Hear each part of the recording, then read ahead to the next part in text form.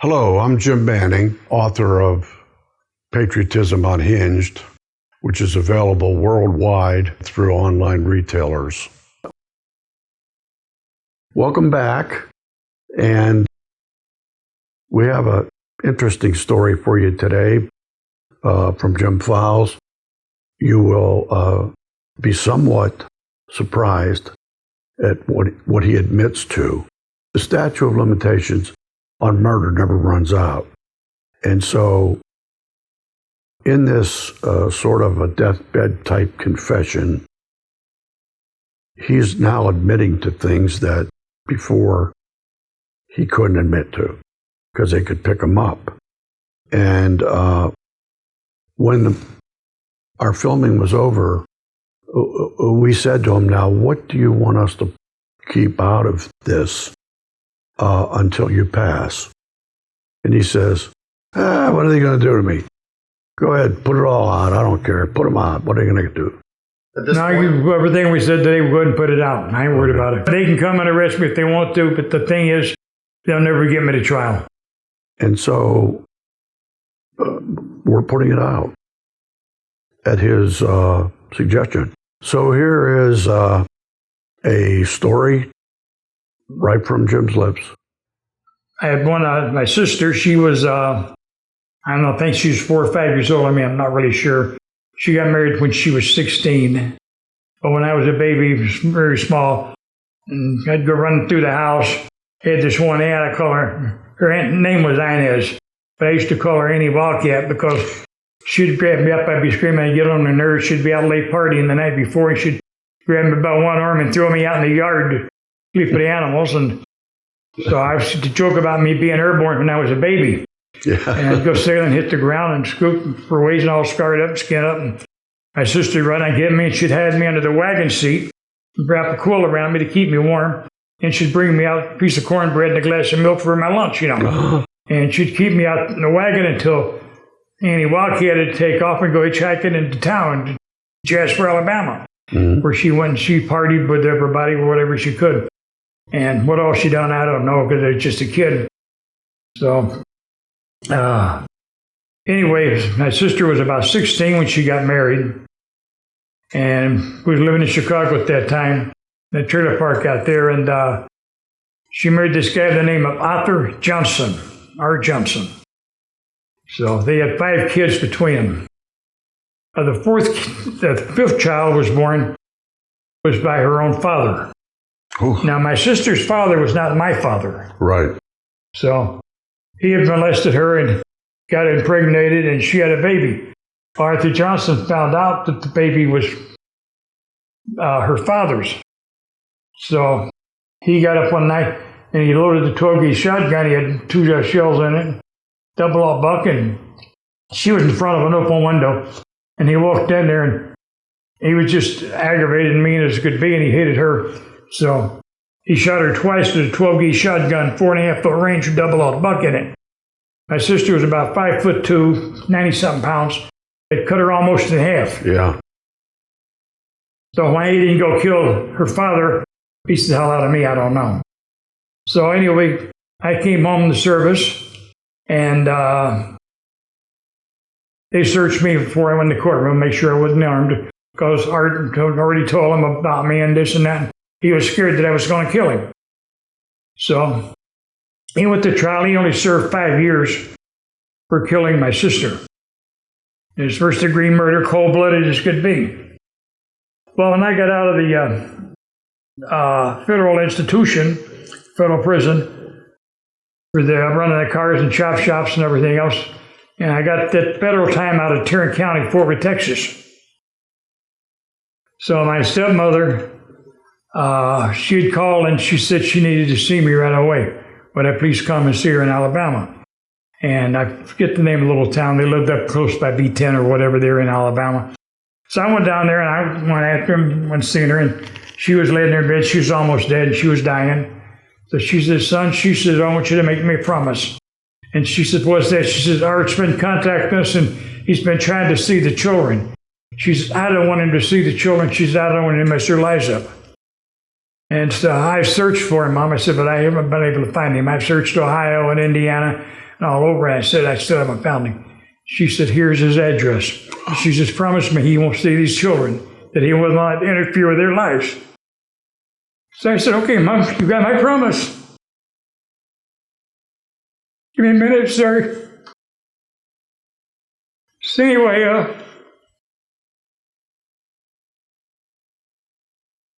right after I left Alabama, come back up there, paid him a visit, and knocked on the door. He turned, well, a sheet of paper, a bed sheet, and he knew the end was near.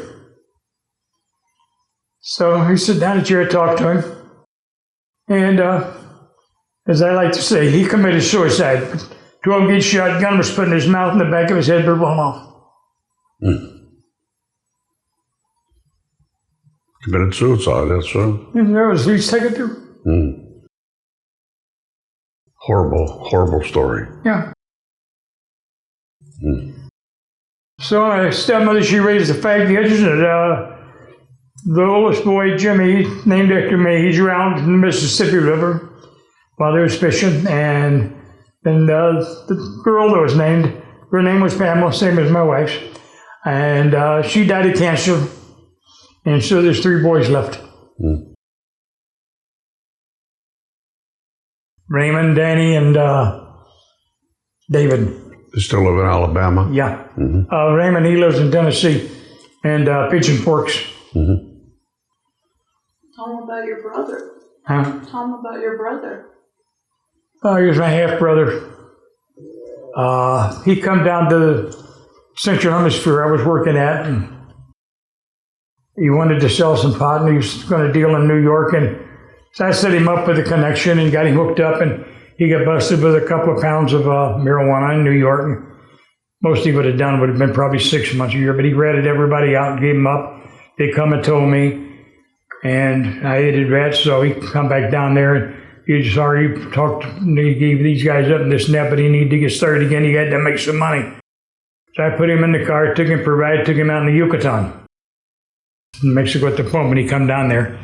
So I took him out in the Yucatan, got him out of the car, and he says, what are you doing out here? And I said, I'm going to kill you. That's what I'm going to do. He said, I'm your brother. I said, you're not my full brother. You're only my half-brother, step-brother, whatever the hell you are, I don't know. He said, Mom, so what would she say? She was like, I said, she's dead. She ain't going to know about it. I said, but your dad is, you don't give up people when you get set up and you hooked up in an organization. I was sitting there waiting to see what's going to happen to you. I said, like I told him, I'm going to kill you. They offered to do it for me, but I said, no, I had to do it myself.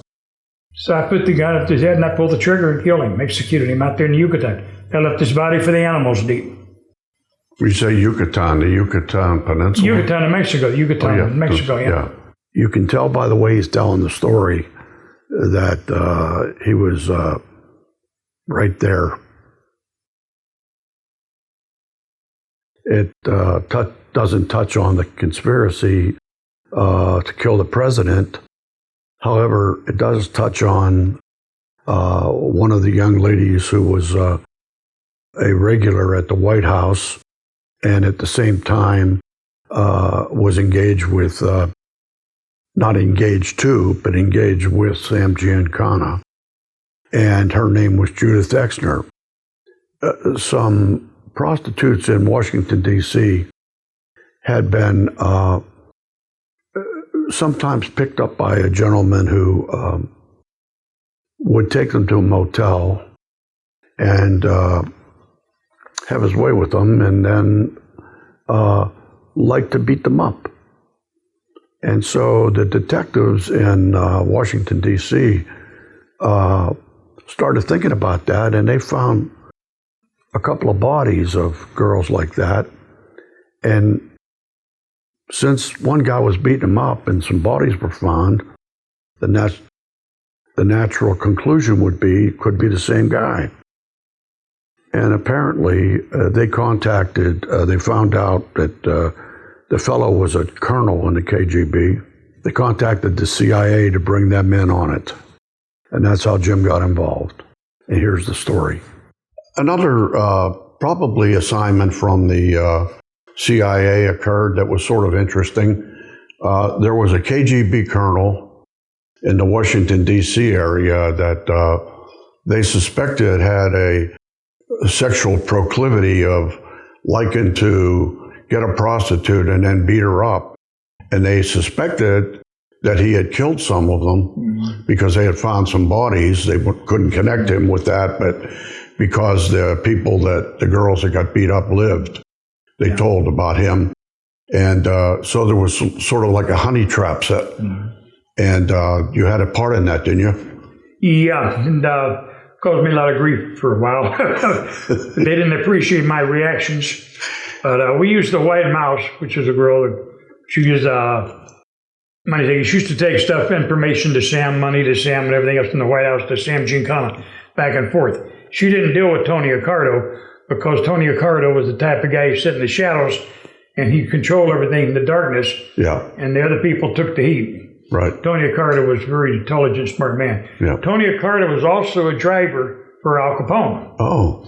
And if you've seen the movie where Al Capone beat the two guys with the ball. Yes, yeah. Well, that wasn't Al Capone that beat him. It was Tony Accardo. Oh, okay. And that was where he got the name Joe Batters. Yeah, Joe Batters. Yeah. And so they had a big dinner that night, and they had the two guys there. Yeah. So the time come, Tony Accardo walked in there with the ball bat, and he started beating them. And Al Capone yelled out, "Look at that guy! He's the real Joe Batters!" And so that name stuck with him. Then he got the name, the Big Tuna, because he got the tuna down in Florida there. Yeah. But so anyway, we'll continue the story about what happened to the colonel and that. Well, anyway, the White Mouse, we used her. She lured the KGB colonel into the motel, and we was going to kidnap him, and we was going to turn him for a double agent. Mm-hmm. But when we got him in the car, he had beat the hell out of this girl. I mean, she was in bad shape. And I forget her name, but she used to sleep with a 45 under her pillow. Yeah, Judith Exner. And anyway, we're sitting there in the car in the limo, and I'm sitting in the back. The KGB colonel was sitting between two CIA agents, holding him in possession, and I'm sitting on the jump seat and like facing them. And so he's laughing, and I told him I'm cussing him out, and I'm saying things to him about him beating the girl up. And he looked at me and he kind of laughed. And he said he had immunity. Yeah, immunity from it. He could do anything he wanted, and we couldn't do nothing about it. And I says, we can't fucking do anything about it.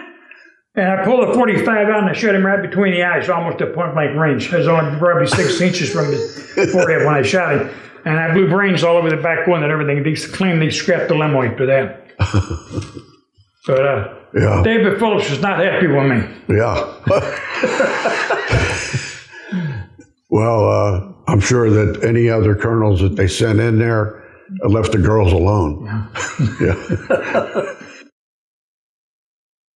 Well, what do you think of that? It's a doozy, no question. But he says it like if it was a made-up story, he wouldn't be laughing and all the little innuendos. I would have to say I believe it. But anyway, it's not what I believe, it's what you believe that counts. You're the jury. You're the jury. Let us know in the comments what you think. You might have a twist on it that we haven't thought about or I haven't thought about. And I'm always open to suggestions. I don't really like people that are not gentlemen. If they want to make a observation about me, that's fine. But let's play nice in the sandbox. Thank you.